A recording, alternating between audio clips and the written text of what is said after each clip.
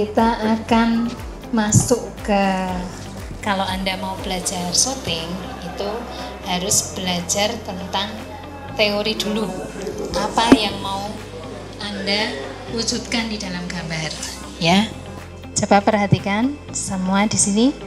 Yusa ini adalah seorang manusia, betul? Ya. Tuh, malah ketawa tuh Bu Ana bilang seorang manusia, betul nggak? Betul, iya. Kalau Anda, kita mau berbicara tentang syuting, mau berbicara tentang gambar, kita berbicara tentang manusia. Ini kamera ya, ini kamera. Kemudian yang di depan, yang untuk membidik namanya apa? Lensa. Lensa itu adalah mata Yusa. Lensa itu mata dari kamera. Ini kamera, ini diibaratkan sebagai manusia. Berarti kalau seperti itu, berarti mata Yusa itu adalah mata kamera. Kemudian Anda menoleh ke kanan, menoleh, iya, ke kiri, iya, ke atas, iya, ke bawah, iya. Nah, ini adalah kepala kamera. Kepala kamera itu adalah kepala manusia. Nah, kemudian kakinya Yusa. Nah, ini adalah tripodnya atau dudukan kamera. Jadi sebagai supaya gambar itu stabil, ya. Tidak boleh rapat gini tapi dibuka kakinya seperti tripod. Seperti tripod yang dipakai Pak Andi, ya. Kemudian yang dilihat Yusa itu apa? Objeknya. Jadi ada 4, itu prinsip dasar pengambilan gambar dalam kamera. Berarti ada lensa kamera sebagai mata, kepala kamera sebagai kepala manusia, kaki manusia sebagai tripodnya atau dudukannya, yang dilihat oleh mata manusia adalah objeknya. Ya, itu prinsip dasar pengambilan gambar dalam kamera. Berarti Anda sudah dapat teori 1. Kalau tadi Anu nanyakan, Bu, gimana teknik pengambilan gambarnya, gerakannya, segala itu ya. Nah, berarti kita masuk di prinsip dasar pengambilan gambar dalam pergerakan kamera. Yang pertama adalah simple shot. Simple shot itu kamera diam, objeknya yang bergerak. Kameranya diam, dia tidak noleh kanan kiri, tidak kemana-mana, tapi hanya diam, seperti pembaca berita. Itu namanya simple shot. Yang kedua adalah complex shot. Complex shot itu boleh noleh kanan kiri, ke atas ke bawah, tilt up, tilt down, panning kanan, panning kiri, ya, zoom sedikit. Itu namanya complex shot. Yang Anda lihat tadi di klip sinematik tadi itu developing shot. Karena dia melakukan gerakan berputar, dia melakukan gerakan kemana ya, track in, track out, segala itu namanya developing shot. Saya ingin bertanya, apa saja peralatan-peralatan yang digunakan untuk membuat video-video seperti video sinematik dan lain-lain? Ya, baik ya. Kalau misalnya kita mau melakukan gerakan kamera supaya halus, ya, berarti Anda harus stabil kakinya. Ini kan tripodnya ya. Kalau Anda menggunakan DSLR kemudian melakukan gerakan slide atau hanya bergeser sedikit tadi ya, itu Anda berarti hanya menahan kamera dengan tangan. Ya, kalau sekarang bisa pakai gimbal. Ya, kalau itu masih pakai yang lama namanya grid cam. Jadi ketahanannya di tangan. Jadi begini. Ini ya, ini kameranya di sini. Nah, ini saya gerakkan, saya jalan. Orangnya boleh bergerak, tapi tangannya tidak boleh. Tangannya tetap harus stabil. Ya, seperti itu. Jadi apapun boleh bergerak, Anda mau geleng-geleng atau apa, tapi ini harus stabil. Tangannya harus stabil. Nah, apa saja yang digunakan? Bisa tadi pakai tripod, ya, terus pakai gimbal, ya, kemudian pakai slider. Slider itu di sini ada dudukannya, ada reelnya, jadi kamera bisa digerakkan. Jadi kalau tadi ngambil cangkir-cangkir misalnya itu, nah itu pakai gerakan pakai penyangga kamera slider. Jadi ada reelnya seperti itu. Kalau Anda mau nyuting, itu kan harus menatap. Seperti saya nyuting, set. Anda yang gerak, tahu Pak Andi diam apa? Namanya tadi apa? Simple shot. Ya toh? Ini Pak Andi nyuting tangan saya, diem aja. Anda yang gerak, itu namanya simple shot. Terjemahannya syuting yang sederhana, ya. Yang gerak obyeknya saja. Tapi itu tadi banyak gerakan, namanya developing shot. Kalau Anda ngadakan perpisahan di panggung sini, ya toh, kameranya banyak, pasti developing shot. Ada yang simple shot, ya toh, untuk masternya. Karena apa? Manusia itu dibagi 5. Kartu pelajar namanya close up, ya toh. Turun sedikit medium close up. Nanti pinggang tersapu itu nanti ya medium shot. Nanti ini knee shot. Knee shot.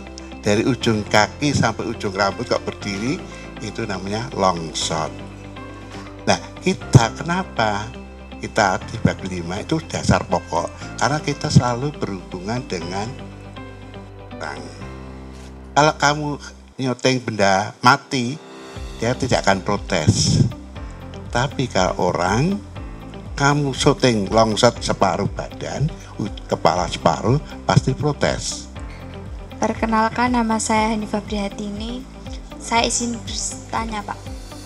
Bagaimana cara mengedit video biar detail? Biar kelihatan gambarnya tuh detail. Gini ya, ini ada pertanyaan bagus. Kalau syuting, kok tangan saya ngregel. Ngregelku gemetar. Ya. Deg-degan, terus gambarnya blur, kabur. Lihat toh. Itu bisa ditanggulangi dengan cara, ya, 1, harus makan dulu. Nah, kalau belum makan kan perutnya goyang-goyang, otomatis megangnya kamera goyang, gitu. Makan tuh perlu, harus, bukan hanya perlu, harus makan, ya. Kalau sudah makan, konsentrasi, baru bisa ngambil gambar dengan tenang. Pasti tidak blur, ya. Coba Bu Ana itu tenang, ada makan. Biar perjalanan dia makan, makan, nanti ngajarnya supaya tenang. Pak Andi juga makan, biar tenang, gitu. Sehingga, ya, gambar yang diambil kan bagus. Kalau bagus bisa diedit. Kalau gambarnya blur goyang, hilang gambarnya, nggak ada yang diedit. Perkenalkan, nama saya Tio Anggara. Kan apa video ini diedit toh, Pak? Editnya pakai aplikasi apa biasanya? Nah, jadi misal kalau dari kita Andis, kita semua pakai antara yang Adobe Premiere Pro kita pakai juga Edius 6, itu juga sama aplikasi editing. Untuk yang video itu, kalau yang untuk foto kita kebanyakan pakai Adobe Photoshop sama Adobe Lightroom. Nama saya Fian Rama Julianto. Saya mau tanya cara perawatan alat-alat pemotretan. Itu ada box, ya. Box itu nanti ada temperaturnya, dan itu dimasukkan di dalam lemari itu, nanti di boxnya ada temperaturnya. Box itu bisa box kecil, box besar, tergantung dananya untuk beli. Itu akan baik untuk jangka panjangnya. Jadi tidak hanya sekedar ditaruh di lemari, itu akan lembab, akan rusak, akan berjamur. Tapi kalau dimasukkan di box berkaca, ada lampunya, ada cahayanya, ada temperaturnya, itu akan baik, akan awet. Untuk megang kameranya dari kita nggih. Tangan kanan masuk ke loop. Terus untuk tangan kiri pegang ke lensa, Untuk yang jari telunjuk sama jari tengah ini ke tombol wide sama tele tadi untuk zoom in sama zoom out. Untuk yang jari jempol bisa di tombol record. Terus untuk posisinya monggo menyesuaikan dari kenyamanan diri sendiri. Kalau dari kita kaki kiri di depan, terus untuk pernapasan pakai napas perut ya, karena kalau kalian napas pakai pernapasan dada bisa goyang gambarnya.